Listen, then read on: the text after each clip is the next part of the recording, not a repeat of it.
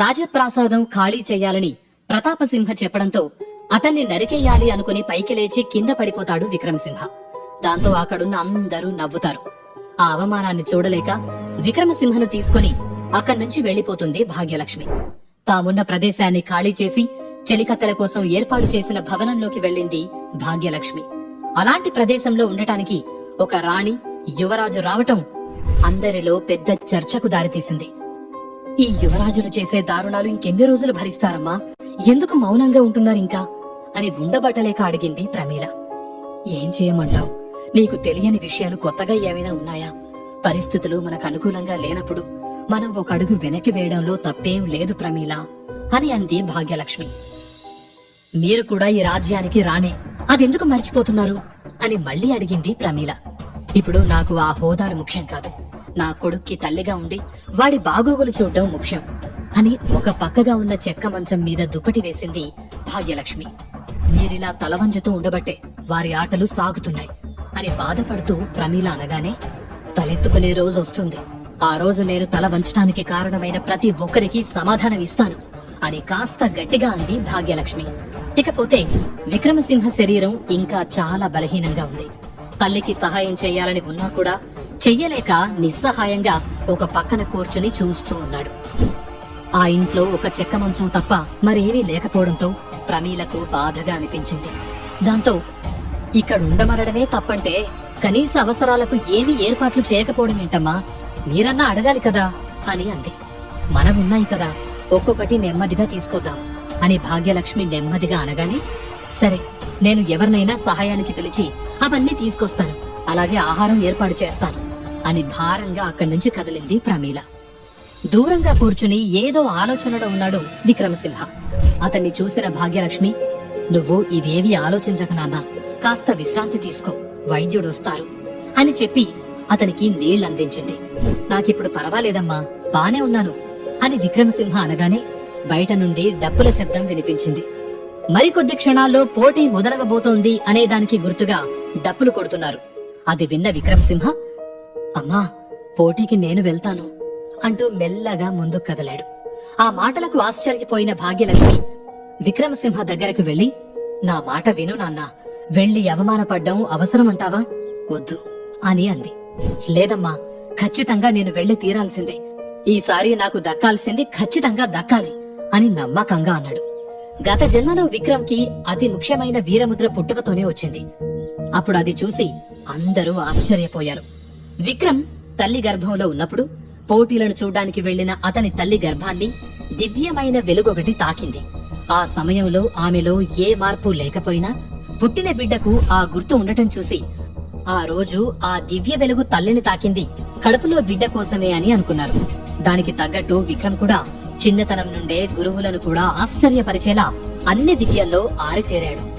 అతన్ని నేరుగా గెలవగలిగే వీరుడు ఆ సమయంలో ఈ భూలోకంలోనే లేడని అనుకునేవారు. ఇప్పుడు కూడా అతనికి ఒక్కటే నమ్మకం, శరీరాన్ని అదుపులోకి తెచ్చుకుంటే మళ్లీ పాత నైపుణ్యం తిరిగొస్తుంది అని. పైగా పోటీకి వెళితే ఈ జన్మలో తనున్న ఈ శరీరానికి కూడా ఏదో ఒక గుర్తొస్తుందని, దానివల్ల తన తల్లి సంతోషపడుతుంది, 10 మంది ముందు ఆమెకు గౌరవంగా ఉంటుంది అనిపించింది. అందుకే పట్టుబట్టాడు. భాగ్యలక్ష్మి ఏమనుకుందో ఏమో కాని, సరే వెళ్దాం, కాసేపు విశ్రాంతి తీసుకో, ఈలోపు నేను కావలసినవి సిద్ధం చేస్తాను అని చెప్పింది. కళ్ళు మూసుకుని ఆలోచిస్తూ ఉన్నాడు విక్రమ్. వెళ్తే నిజంగా వీరముద్ర వస్తుందా? ఒకవేళ ఈ శరీరానికి ఆ అర్హత లేదని రాకపోతే ఎలా? తల్లి పడే బాధను చూడగలనా అనుకుంటూ ఉన్నాడు. మరోపక్క పోటీ కార్యక్రమాలకు సన్నాహాలు చాలా భారీగా జరుగుతున్నాయి. ఆరావళి అధీనంలో ఉన్న రాజ్యాల నుంచే కాక చాలా రాజ్యాల నుంచి కూడా ప్రజలు వస్తూ ఉన్నారు. అప్పటికే ఆరావళి అక్కడికి చేరుకోవడంతో అందరూ చాలా జాగ్రత్తగా ఏర్పాట్లు పరిశీలిస్తూ ఉన్నారు. చాలా మంది తల్లిదండ్రులు తమ పిల్లలకు ఆ వీరముద్ర వస్తుందా రాదా అనే సందేహంతో ఉన్నారు. మరోపక్క ఆరావళి అంతరంగిక సైన్యం ఆ ప్రదేశాన్ని పూర్తిగా తమ అధీనంలోకి తీసుకుని వచ్చిన ప్రతి ఒక్కరిని డేగ కళ్లతో పరిశీలిస్తూ ఉంది. మరికొద్దిసేపట్లో పోటీ ప్రారంభమవుతుందనగా నందరాజ్య మహారాణి కళావతితో మాట్లాడుతూ ఉంది ఆరావళి. మీ రాజుగారి ఆరోగ్య పరిస్థితి ఎలా ఉంది అని అడిగింది ఆరావళి. బానే ఉన్నారు, కోలుకుంటున్నారు, కాసేపట్లో వస్తారు అని కళావతి చెప్పగానే, మీ రాజ్యంలో ఈ మధ్య కొన్ని అనుకోని పరిస్థితులు ఎదురవుతున్నాయని విన్నాను అని అనుమానంగా అడిగింది ఆరావళి. విషయం తెలిసే కావాలని అడిగిందని అర్థం చేసుకున్న కళావతి, నిజమే, కొంతమంది ఎదురు తిరగడానికి ఆలోచనలు చేస్తున్నారు, వారికి బయట నుంచి సహాయం అందుతుందని తెలిసింది, అందుకే వారి కథ అక్కడితో ముగించేశాను అని చెప్పింది కళావతి. తప్పు చేశావు కళావతి అని కాస్త కోపంగా అంది ఆరావళి. ఆ కాస్త కోపానికే భయపడ్డ ఆ కళావతి, క్షమించాలి, మీకు ముందే చెప్పుండాల్సింది, కాని ఇంత చిన్న విషయానికి మీ సమయం ఎందుకు వృధా చేయటం అనిపించింది అని భయంగా అంది. విషయం చిన్నదా పెద్దదా అని కాదు, బొరియ నుండి తోక కనబడింది కదా అని వెంటనే తోక కత్తిరించకూడదు, కన్నేసుంచి తల ఎక్కడుందో వెతికి పట్టుకొని అప్పుడు తల కూడా తీసేయాలి అని కళ్ళు పెద్దవి చేస్తూ అంది. కళావతికి ఏం మాట్లాడాలో అర్థం కాలేదు. అలాగే, ఇకపైన మీరు చెప్పింది అనుసరిస్తాను అని తల వంచుకుని చెప్పింది. అప్పుడే ఆ మందిరం బయట అడుగుల శబ్దం అవడంతో ఇద్దరూ మాటలు ఆపేశారు. అక్కడికొచ్చిన ప్రతాపసింహ తల వంచి ఇద్దరికి అభివాదం చేసి, మీరు రావడానికి అక్కడ అన్నీ సిద్ధమయ్యాయి రాణిగారు అని అన్నాడు. ప్రతాపసింహ తల వంచి కూడా తనని చూడ్డానికి దొంగచూపులు చూస్తున్నాడని గమనించిన ఆరావళి, ప్రతాప్, తలెత్తి నన్ను చూడొచ్చు అంటూ నవ్వింది. ఆమె మాటలు వినేసరికి తడబడ్డ ప్రతాపసింహ, క్షమించండి మహారాణి అని తల దించుకునే చెప్పాడు. అతన్నలా చూసిన ఆరావళి రాణివైపు తిరిగి, నీ చెల్లెలి కొడుకు కదా అని అడిగింది. అవును మహారాణి, చాలా బలశాలి, ఒక్క పిడిగుడ్డుతో ఏనుగునైనా కూల్చగలడు, పైగా బుద్ధిశాలి, ఈ రాజ్యానికి కాబోయే సేనాధిపతి అంటూ నవ్వింది. సేనాధిపతి అని వినగానే అతని పిడికిళ్లు బిగుసుకున్నాయి. అది గమనించింది ఆరావళి. చూద్దాం, అతని అర్హతకి ఏది దక్కాలో అదే దక్కుతుంది అని ప్రతాపసింహను చూస్తూ చిన్న నవ్వు నవ్వింది. ఆ తర్వాత ఆరావళిని సాదరంగా వేడుక దగ్గరకు తీసుకెళ్లారు. ఇదిలా ఉంటే గదిలో కళ్ళు మూసుకుని కూర్చున్న విక్రమ్ మెల్లగా నిద్రలోకి జారుకున్నాడు. అతని కళ్ల ముందు అగ్ని కీలలు కనబడుతున్నాయి. ఆ అగ్ని గోళంలోని ఇనుప చువ్వలకు తనను కట్టిపడేశారు. అతని ఎదురుగా ఆరావళి నిల్చుని ఉంది. ఆమెను చూసి, ఆరావళి అని పెద్ద కేక వేశాడు. అతని కేకకు సమాధానంగా ఒక నవ్వు నవ్వింది ఆరావళి. నేను తిరిగొస్తాను, నాకు సమాధానం కావాలి అని మళ్లీ అరిచాడు విక్రమ్. అయితే ఆరావళి నుండి ఎలాంటి సమాధానం రాలేదు. నిస్సహాయంగా కళ్ళు మూసుకున్న విక్రమ్, నేను వెళ్ళాలి అంటూనే అతని చేతికున్న సంకెళ్లు విడిపించుకోవడానికి ప్రయత్నం చేస్తున్నాడు. అతను ప్రయత్నం చేస్తున్న ప్రతిసారి అగ్ని ఎగసిపడుతూ సంకెళ్లు ఇంకా బిగుసుకుపోతున్నాయి. ఆ అగ్ని తాకిడికి ఒళ్ళు మండిపోతున్నా వెనక్కి తగ్గని విక్రమ్ ప్రయత్నం చేస్తూనే ఉన్నాడు. అప్పుడే విక్రమ్ అంటూ ఒక గొంతు వినిపించింది. దాంతో పెనుగులాడ్డం ఆపి ఆశ్చర్యంగా చుట్టూ చూశాడు. అక్కడెవరూ కనిపించకపోవడంతో, ఎవరు అని గట్టిగా అరిచాడు విక్రమ్. మరుక్షణమే అతనికి కొన్ని మాటలు వినిపించాయి. కోపం, పగ, ద్వేషం, ఆవేశం ఇవన్నీ ఆలోచనల్ని చంపేస్తాయి. అందుకే నీ బలాన్ని నువ్వు తెలుసుకోలేక ఇందులో బందీగా ఉండిపోతున్నావు. నీకిప్పుడు కావాల్సింది ఆలోచన, ప్రశాంతత. ఇప్పుడు నీ చుట్టూ ఉన్న ఈ అగ్ని నీ మానసిక స్థితి, ఆ సంఖ్యలు నీ మానసిక సంఘర్షణలు. వాటిని నువ్వు జయిస్తేనే నీకు విజయం దక్కుతుంది అని వినపడింది. ఆ మాటలు విన్న విక్రమ్ సింహ ఆలోచనలో పడ్డాడు. వెంటనే అతనికి కావలసిన సమాధానం దొరకడంతో దీర్ఘంగా శ్వాస తీసుకుని కళ్ళు మూసుకున్నాడు. కొన్ని క్షణాల్లో అతని సంకెళ్లు మాయమైపోయాయి. అతని చుట్టూ ఉన్న అగ్నిగోళం మాయమైంది. మీరెవరో నాకు తెలీదు, నాకు దారి చూపించినందుకు ధన్యవాదాలు అని కళ్ళు మూసుకుని అన్నాడు విక్రమ్. అప్పుడే మళ్లీ మాటలు వినిపించాయి. గాలి, ఆకాశం, భూమి, నీరు, నిప్పు ఇవన్నీ ప్రకృతికి మూలం. అవన్నీ మానవుడిలో కూడా ఉన్నాయి. మనిషిలో అంతర్గతంగా సంఘర్షణ ఎక్కువైనప్పుడు అతనిలో ఉన్న పంచభూతాలు కూడా ఘర్షణకు గురవుతాయి. వీటన్నింటినీ కలిపే ఆత్మశక్తి మాత్రం ఈ విశ్వంలా అనంతమైనది. దానికి ఆది అంతం ఉండదు. అదంతా ఈ విశ్వ గమనాన్ని బట్టి ఉంటుంది. అలాంటి శక్తిని నీ నేర్పుతో ఎలా వాడుకుంటావనేది నీ మీదే ఆధారపడి ఉంది. నిన్ను నువ్వు నమ్మి నీలో ఉన్న ఈ పంచభూతాలను ప్రేరేపిస్తే నీ ఆత్మశక్తి అన్నది నీకు తోడుగా ఉంటుంది. అప్పుడు నువ్వు దేన్నైనా సాధించవచ్చు.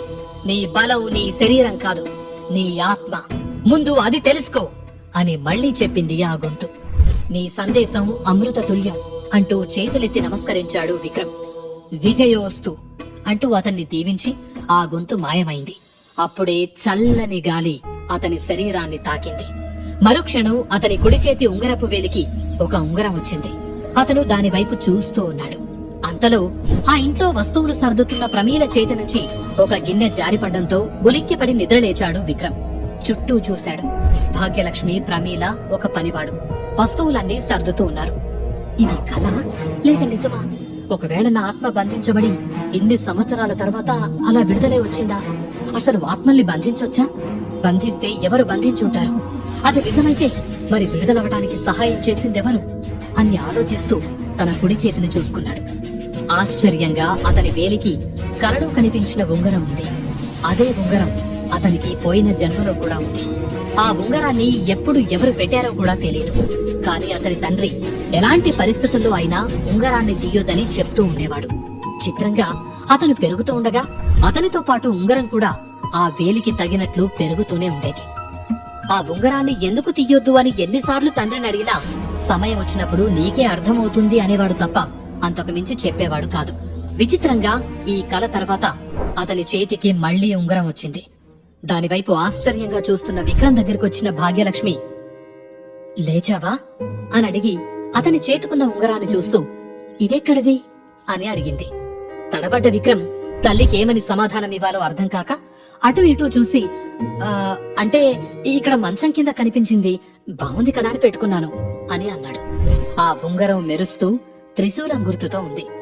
బహుశా ఇంతకు ముందు ఇక్కడున్న ఎవరిదైనా అయ్యుండొచ్చు. ఇలా నువ్వు పెట్టుకోవడం మంచిది కాదు. ఇలా ఇవ్వు, ఎవరిదో కనుక్కొని తిరిగి ఇచ్చేద్దాం అని చెప్తూ భాగ్యలక్ష్మి చేయి చాపగానే వద్దు, ఇది ఇక నాదే అని వెంటనే అన్నాడు విక్రమ్. ఆశ్చర్యంగా అతని వైపు చూసిన భాగ్యలక్ష్మి ఏదో మాట్లాడాలి అనుకుంది. కాని విక్రమ్ అడ్డుకుని, నాకిది నచ్చిందమ్మా, కావాలంటే ఇలాంటిదే ఇంకొకటి చేసిద్దాం అని అన్నాడు. కొడుకు అడిగింది కాదనలేక సరే అన్న భాగ్యలక్ష్మి, పోటీకి వెళ్దాం, సిద్ధంగా ఉండు అని చెప్పింది. పోటీ ప్రాంగణానికి చేరుకున్న ఆరావళి వీరభద్రుడి పూజ ముగించి బయటకొచ్చి ప్రజలకు అభివాదం చేసింది. అందరూ హర్షధ్వానాలతో ఆమెకు చేజేలు కొట్టారు. ఆ తర్వాత సరాసరి అగ్నిగుండం ముందుకు వెళ్లి అగ్నికి నమస్కరించింది. ఆమె నమస్కరించిన మరుక్షణం అందులోని అగ్ని కీలలు ఆకాశాన్నంటేలాగా ఎగిసిపడ్డాయి. తనకు తెలియకుండానే అడుగులు వెనక్కి వేసింది ఆరావళి. ఆమె వెనక్కి జరుగుతున్న కొద్దీ అగ్ని కీలలు ఆమెకు మరింత దగ్గరగా వస్తూ ఉన్నాయి. ఏం జరుగుతోందో తెలియక అందరూ ఆశ్చర్యపోతూ చూస్తూ ఉన్నారు. ఆ అగ్నిగుండంలోని అగ్ని ఎప్పటి నుంచో వెలుగుతోందని ఎవరికీ తెలియదు. పూర్వం ఎప్పుడో ఒక పశువుల కాపరి ఈ దట్టమైన అడవిలో పశువులు తప్పిపోయాయని వెతుకుతూ వస్తే అతనికి ఒక అగ్నిగోళం కనబడిందట. అడవిలో ఆరిపోకుండా ఎటువంటి ఆసరా లేకుండా ఉన్న ఆ అగ్నిగోళం వైపు ఆశ్చర్యంగా చూస్తూ ఉండిపోయాడట. అతను అలా బొమ్మలాగా నిలబడి చూస్తున్న సమయంలో అతనికి కొన్ని మాటలు వినిపించాయి. ఓ మనిషి, గుట్టల లోపల వీరభద్రుడు ఎదురు చూస్తున్నాడు, అతన్ని చేరి సేవించుకో అని వినిపించిన ఆ మాటలకు ఇదంతా దైవలీల అనుకుని నమస్కరించి వెనక్కి వెళ్లి తమ సమూహంలోని 9 మందిని వెంటబెట్టుకుని వచ్చి ఆ గుట్టను తవ్వి చూశాడట. 10 అడుగుల లోతున వీరభద్రుడి విగ్రహం బయటపడితే పక్కనే ఉన్న నీటితో అభిషేకించి పూజ చేసి ఆ అగ్నిగోళం ముందు ఆ 9 మంది ఒకేసారి 9 బలులిచ్చారట. ఆ క్షణం ఆ అగ్ని ఎగిసిపడ్డం ఆగిపోయి ప్రశాంతంగా దీపంలా వెలుగుతూ ఉందట. ఆ క్షణమే వారి చేతి మీద ఒక్కొక్కరికి ఒక్కో గుర్తు వచ్చిందట. అవేంటో ఎందుకొచ్చాయో వారికి అర్థం కాకపోవడంతో ఆ అగ్ని నుండి కొన్ని మాటలు వినిపించాయి. భయపడకండి, ఇవి మీ అర్హతను బట్టి, మీలోని అంతర్గత శక్తిని బట్టి మీకివ్వబడ్డ దివ్య శక్తులు. ఇకపైన ఈ శక్తులకు ఈ భూలోకంలో మీరే అధిపతులు. ప్రతి సంవత్సరం ఈ రోజు ఇలాగే స్వామిని సేవించిన వారికి ఇవి ఇవ్వబడతాయి. వచ్చిన గుర్తులను బట్టి వారు తమ విభాగంలో శిక్షణ పొంది వీరులుగా రూపొందాలి. వారే లోక రక్షకులుగా పేరు పొందుతారు అని వినిపించాయి. అది విని భక్తితో నమస్కరించి అక్కడి నుంచి వాళ్ళు వెళ్లిపోయారు. అది అక్కడి వారు చెప్పుకునే కథ. అలాంటి అగ్నిగోళం నుండి ఇలా అగ్ని ఎగిసిపడ్డంతో ఇదేదో అపశకునంలాగా ఉందని అందరూ మాట్లాడుకుంటూ ఉన్నారు. ప్రజలను నిరాశకు గురి చేయడం ఇష్టం లేని ఆరావళి యథావిధిగా ఏమీ జరగనట్టు వెళ్లి బలిచ్చి ఇక పోటీ మొదలు పెట్టండి అన్నట్టు సైగ చేసి వెళ్లి తన స్థానంలో కూర్చుంది. కలలో కలవరపాటు. ఇప్పుడు అగ్ని ఆకాశానికి ఎగిసి తనని తాకాలని ప్రయత్నం చేయటం దేనికి సంకేతం అని ఆలోచిస్తూనే అక్కడ జరిగేదంతా గమనిస్తూ ఉంది ఆరావళి. ఆ ఆలయంలో అప్పటికే కొంతమంది వీరభద్రుడి ముందున్న అగ్నిగుండం చుట్టూ ప్రదక్షిణ చేసి తాము తీసుకొచ్చినవి బలివ్వడానికి సిద్ధంగా ఉన్నారు. ఆరావళి సైగ చేయడంతో బలివ్వడం మొదలు పెట్టారు. అలా ఒక్కొక్కరు వస్తూ పోటీకి అంతా సిద్ధమవుతున్న వేళ అక్కడికి భాగ్యలక్ష్మి, విక్రమసింహ ఇద్దరూ వచ్చారు. వాళ్లను చూసి ఆరావళి ఆశ్చర్యపోయింది. ఆమె మనసులో కాలం 200 ఏళ్లు వెనక్కి వెళ్ళింది. విక్రమసింహను ఆరావళి గుర్తుపట్టిందా?